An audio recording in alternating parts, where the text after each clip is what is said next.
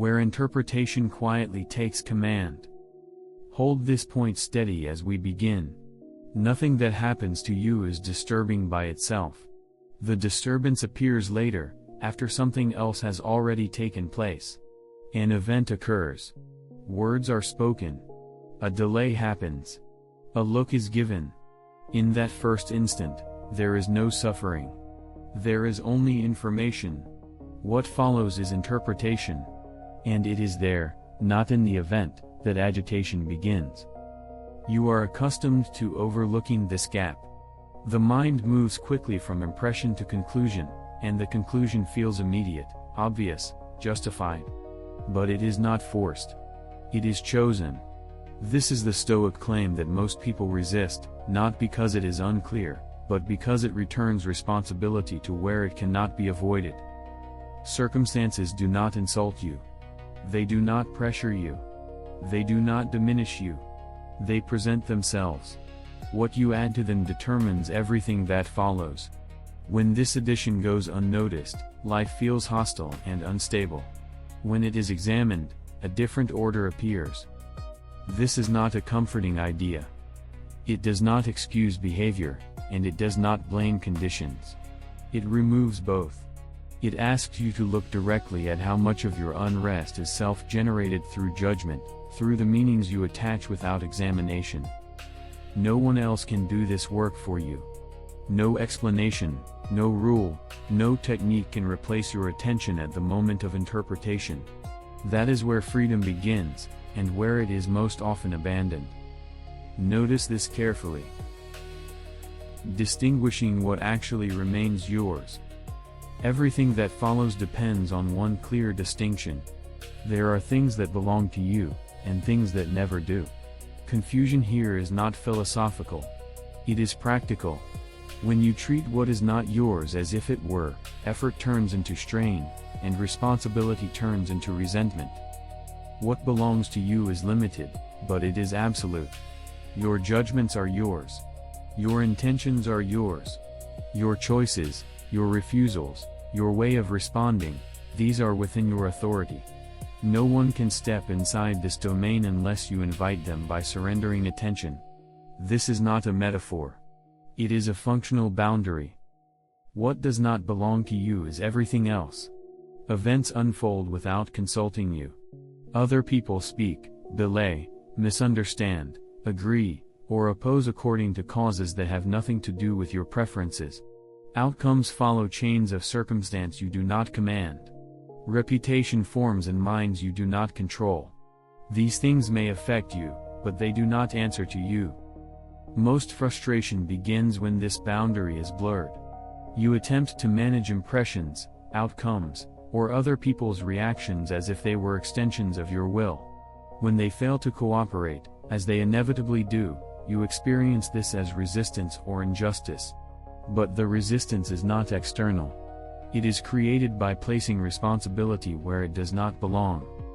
Consider something ordinary. You send a message and receive no reply. The delay itself is neutral. Minutes pass. Nothing harmful has occurred. Then interpretation enters, disrespect, dismissal, indifference. With that judgment, tension appears. Notice that the disturbance was not caused by silence, but by what you decided the silence meant. Or consider criticism. Words are spoken. Sound reaches the ear. At that point, nothing has harmed you. Harm appears only if you agree that the words diminish your worth, threaten your position, or define you. The moment you assent to that story, your peace is traded for a verdict that was never required. This is why discipline fails when it is aimed outward. You try to control tone, timing, recognition, fairness. You rehearse arguments. You anticipate compliance. None of this is under your authority. The effort feels exhausting because it is misdirected. It is work applied to the wrong domain. Stoic discipline begins with a refusal to do that work. Not out of indifference, but out of precision. Energy is reserved for what can actually be governed. Judgment is examined. Assent is delayed. Response is chosen deliberately. This does not guarantee comfort, but it restores clarity. It is tempting to object that this sounds passive. It is not. Passivity is abandoning choice. Stoic discipline insists on choice, but only where choice exists. It does not ask you to accept everything. It asks you to stop demanding control where there is none. When this boundary is respected, responsibility becomes lighter and sharper at the same time. Lighter, because you stop carrying what was never yours. Sharper, because what remains cannot be blamed on anyone else. If your judgment creates disturbance, then your judgment can be revised. That is not condemnation. It is capacity. This distinction is not meant to be memorized. It is meant to be applied repeatedly, especially in moments where emotion argues for expansion, where the mind insists that peace depends on changing someone else, correcting an outcome, or securing approval. Return instead to the narrow domain that is fully yours. There is nothing small about it. It is the only place where effort is never wasted. This explains where effort is misplaced, but not yet how disturbance takes hold. The moment the mind consents. Now we look at what actually creates disturbance. When something happens, the first thing that appears is an impression. A sound, a message, an expression, a delay. This arrival is automatic. You do not choose it. The Stoics never claimed otherwise. Impressions enter the mind the way light enters the eye. There is no effort involved. The mistake is assuming that the impression is already a conclusion. It is not. It is raw material. What follows determines everything. After the impression comes judgment. This is where the mind begins to speak. It labels, evaluates, compares. It says, this is bad, or this shouldn't have happened, or this means something about me. These statements often feel inseparable from the event, but they are additions. They are interpretations layered on top of what occurred. Then comes assent. This is the quiet agreement most people never notice. Assent is the moment you say yes to the judgment. It is when the mind stops examining and starts treating its own interpretation as fact. Once assent is given, emotion follows naturally. Anger, anxiety, resentment, shame, these are not failures of discipline. They are consequences of consent. This sequence happens quickly, but it is not instantaneous. Impression does not force judgment. Judgment does not force assent. There is always a pause, even if it is brief. That pause is the point of freedom. Consider criticism again. Someone says something dismissive. The impression arrives. Sound reaches the ear. Immediately after, a thought forms, I'm being disrespected. That thought is not yet binding. It becomes binding only when you agree that disrespect has occurred and that it matters in the way you assume it does. With that agreement, tension appears. Without it, the words remain just words. Or consider delay. You are kept waiting. The impression is time passing. Nothing more. Then judgment enters, my time is being wasted. When you assent to that idea, irritation follows. But notice the structure. Time passing did not create anger. Agreement with a particular interpretation did. This distinction matters because feelings are often treated as evidence. I feel upset, therefore something is wrong. Stoic discipline reverses this order. The feeling is not proof. It is a signal that assent has already occurred. The work is not to suppress the feeling, but to examine the judgment that preceded it. Many people believe that control over reaction means controlling emotion. This leads to strain and self-reproach. Emotion cannot be commanded directly. Judgment can. The Stoic does not argue with feeling. He traces it back to its source. Between impression and assent, there is a moment of choice. It is subtle. It does not announce itself. It feels like hesitation, or doubt, or a breath taken before speaking. That moment is often rushed through because the mind prefers certainty over accuracy. But discipline lives there. This is why awareness alone is insufficient. Knowing that judgments exist does not stop assent. Only practice does. The mind must be trained to recognize that first interpretation is not an order. It is a proposal. When this becomes clear, responsibility sharpens again. You are not responsible for what appears in the mind. You are responsible for what you endorse. If disturbance follows, it is not because the world overwhelmed you, but because agreement happened without examination. This is not a condemnation. It is a map. It shows you where effort matters and where it does not. You cannot stop impressions. You do not need to. You can learn to pause before agreement. That pause is small, but everything depends on it. Understanding the mechanism is not enough. It must be trained. Discipline as training, not force. This is where most people misunderstand discipline. Discipline is often imagined as pressure applied inward, holding down emotion, forcing correct behavior, enduring discomfort through sheer will. This model fails quickly, not because people are weak, but because it misunderstands how the mind works. Force addresses outcomes. Discipline addresses process. Stoic discipline is not punishment. It is training. And training does not begin under maximum load. It begins before pressure appears, when attention can be guided without resistance. The mind is already being trained every day. It is trained by repetition, by habit, by what is noticed and what is ignored.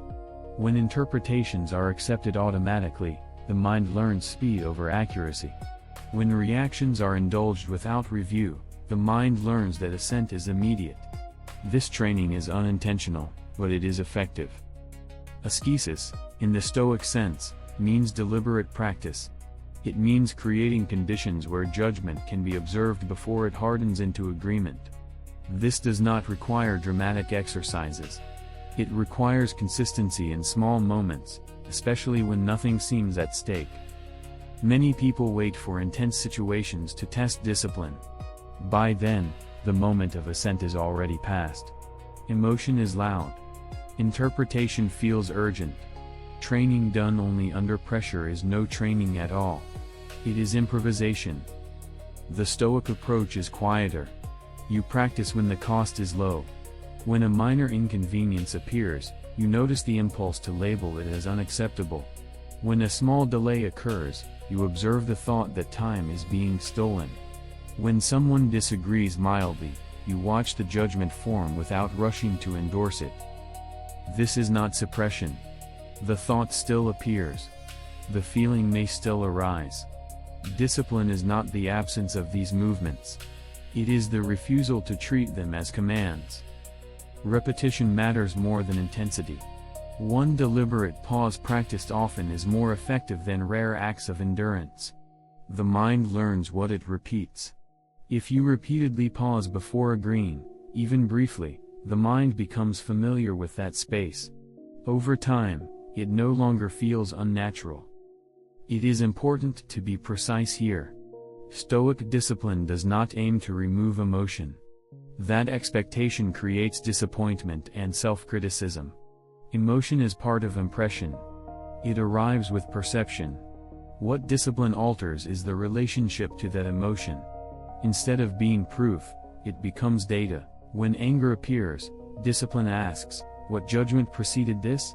Not as accusation, but as inquiry. When anxiety appears, discipline asks the same. The work is diagnostic, not moral. This is why willpower is unreliable. Willpower tries to overpower the result without addressing the cause. It demands silence from emotion while leaving judgment intact. Stoic discipline reverses this. It allows emotion to speak, but it questions the conclusion that emotion presents. Training also means accepting imperfection without excuse. You will assent too quickly. You will notice judgment after the fact. This is not failure. It is feedback. Each recognition strengthens awareness for the next moment. There is no finish line. Discipline is not achieved. It is maintained. Like posture, it requires continual correction. not with frustration, but with accuracy. When discipline is understood this way, effort changes quality. It becomes lighter, because it is applied earlier. It becomes steadier, because it relies on habit rather than force. And it becomes reliable, because it works even when emotion is present. This only works when applied. Discipline practiced without drama. This practice is proven in ordinary moments. Most people look for discipline in extreme situations. Pressure, conflict, crisis. But by then the habit of assent is already set. What reveals discipline is not how you act when stakes are high, but how you respond when nothing seems important. Daily life provides constant material for training, if you stop overlooking it. Small inconveniences, minor delays, casual remarks. These moments arrive without warning, and precisely for that reason, they are useful. They show you what the mind does when it is not trying to behave well. The first practice is accurate anticipation. This is not pessimism. It is realism without complaint. You know delays will happen. You know others will misunderstand you. You know plans will be interrupted. When these things occur, surprise is unnecessary. Surprise adds judgment. Expectation removes it. To anticipate correctly means telling yourself, in advance, that friction is part of the day. Not as a threat, but as a fact. When inconvenience appears, the mind is less eager to declare it unacceptable. This alone reduces the speed of assent. The second practice is the pause before agreement. This pause does not need to be dramatic. One breath is enough. A brief hesitation before responding, before concluding, before reacting. In that breath, you are not solving anything. You are only refusing to agree too quickly. The pause creates space between impression and judgment. It reminds you that the first interpretation is optional. Even if the emotion remains, the urgency weakens. You begin to see the thought as a proposal rather than a verdict. This pause is easiest to practice when the situation is trivial. When you are mildly annoyed, not deeply offended. When you are slightly delayed, not seriously harmed. Practicing here prepares you for moments when the impulse to assent is stronger. The third practice is review at the end of the day. Not confession. Not praise. Review without guilt. You recall moments where assent happened automatically. You note them without justification and without reproach. Guilt is itself an unexamined judgment. It adds another layer of disturbance without improving accuracy. The purpose of review is pattern recognition. You begin to see where interpretation tends to rush in. Certain situations, certain people, certain thoughts. This recognition is not for blame. It is for preparation. When you see the pattern, tomorrow's impression is no longer unfamiliar. The pause arrives more easily. Discipline strengthens quietly. These practices are simple. That is why they are often dismissed. People want complexity to justify inaction. But the Stoic method is deliberately plain. It does not compete with life. It integrates with it. There is no requirement to feel calm while practicing. Calm is not the goal. Clarity is. You may still feel irritation. You may still feel disappointment. What changes is that these feelings no longer dictate agreement. Over time, something subtle occurs. You begin to recognize interpretation as an activity, not a truth. You notice how quickly the mind wants to explain, accuse, or conclude. And you become familiar with declining that invitation. This does not make life smoother. It makes it clearer. Events remain unpredictable. People remain inconsistent. What changes is that your attention no longer abandons you at the first sign of friction. Discipline appears here, in these small refusals to agree prematurely. It does not announce itself. It does not demand recognition. It works quietly, precisely because it is practiced when no one is watching. From practice, a different kind of freedom emerges. Freedom that does not depend on circumstances. Freedom is often misunderstood. Most people associate freedom with ease, choice, or favorable conditions. Fewer obstacles, more agreement, better outcomes. By this measure, freedom is fragile. It expands and contracts according to events, other people's behavior, or luck. Stoic freedom is something else entirely. When interpretation is removed, or at least restrained, what remains is authority over assent. This is not dramatic. It does not feel triumphant. It feels stable.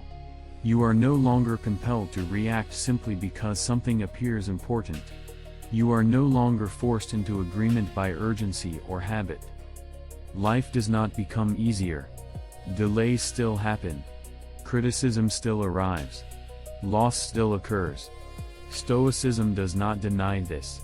What changes is that none of these things can command your judgment without permission. They can present themselves. They cannot rule. This is the core of inner freedom. Not comfort. Not control of outcomes. The ability to decide what a thing means, or whether it must mean anything at all. When this ability is intact, external pressure loses its power to dictate your inner state. Many people believe freedom means never feeling disturbed. That belief itself becomes a source of frustration. Feeling arises with impression. You will feel tension, disappointment, irritation. Freedom is not the absence of these movements. It is the refusal to surrender judgment to them. When someone speaks harshly, you may feel a surge of anger. That does not mean freedom has been lost.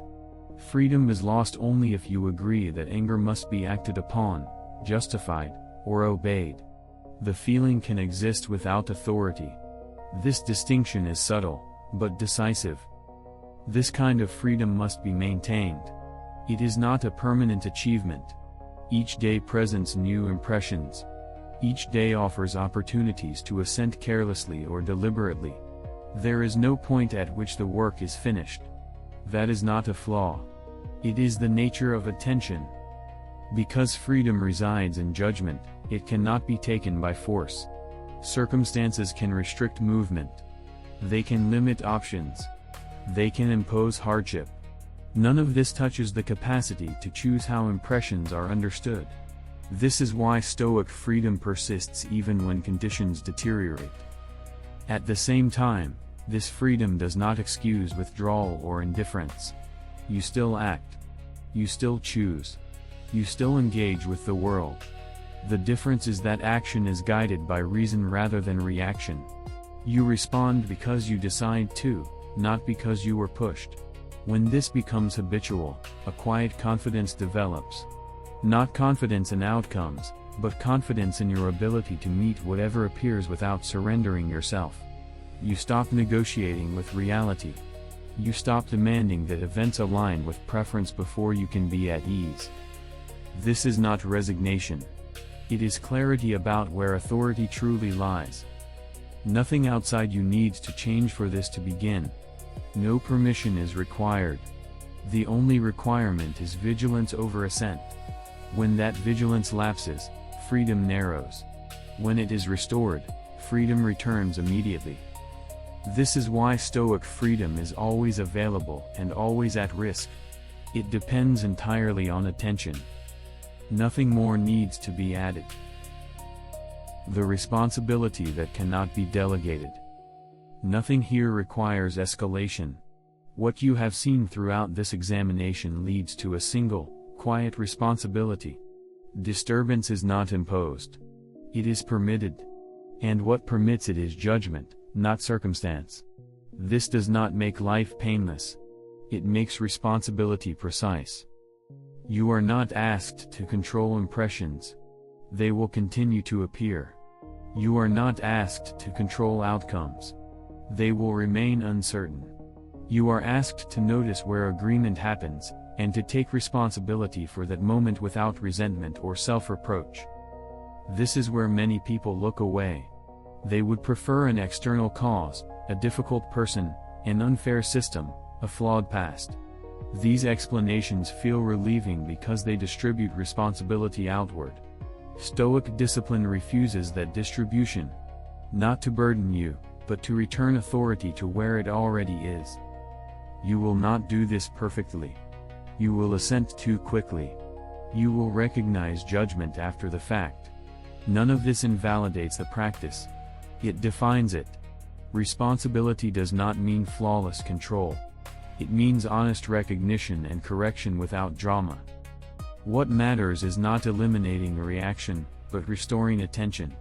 Each time you notice that interpretation has run ahead of reason, you regain the option to pause. Each pause is a return. Each return strengthens the habit of not abandoning yourself. There is no final state to reach. No permanent calm to secure. Inner sovereignty is maintained moment by moment, through repeated, unremarkable acts of clarity. This is why it cannot be taken from you, and why it must be continually exercised.